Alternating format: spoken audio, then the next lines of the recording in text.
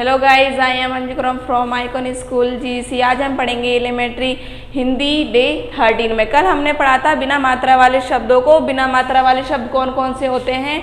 आज हम पढ़ेंगे मात्राओं का बोध। मात्राओं के बारे में जानेंगे हम, कौन कौन से अक्षर से कौन कौन सी मात्राएं चालू होती हैं।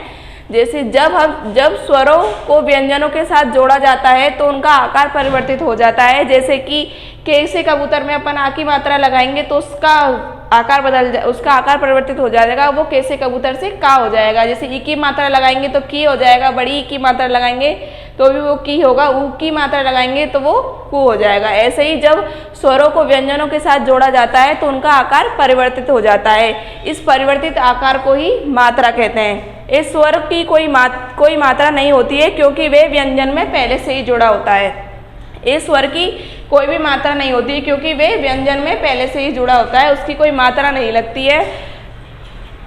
जब व्यंजन में से ए स्वर को निकाल दे तो उसे आधा व्यंजन कहा जाता है। जैसे कि के माइनस ए इक्वल टू के, से माइनस ए इक्वल टू से। यदि के और ए को जोड़ दे तो फिर पूरा के हो जाता है। जैसे कि के प्लस ए इक्वल टू के, से प्लस ए इक्वल टू से।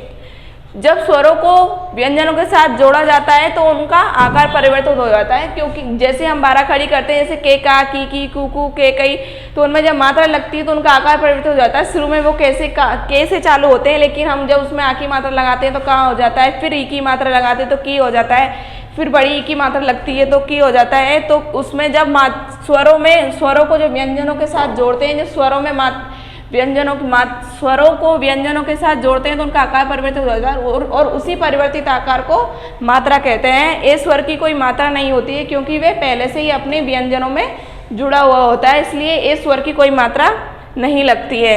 जब व्यंजन में से ए स्वर को निकाल दें तो उसे आधा व्यंजन कहा जाता है। जैसे कि के माइनस ए इक्वल टू के, से माइनस ए इक्वल टू से। यदि के और ए को जोड़ दे तो फिर पूरा के बन जाता है। जैसे कि के प्लस ए इक्वल टू के, से प्लस ए इक्वल टू से। ओके गाइज, ये आपका आज का होमवर्क है जो आपको अपनी नोटबुक में राइट करना है और याद भी करना है। कल हम इससे आगे का वर्क, आज से आगे का वर्क लिखेंगे और याद करेंगे, और ये आपको आपकी नोटबुक में याद भी करना है और इनको लर्न भी करना है, और आप इसको स्कूल में आकर मुझे चेक भी करा सकते हैं। Okay guys, thank you, take care.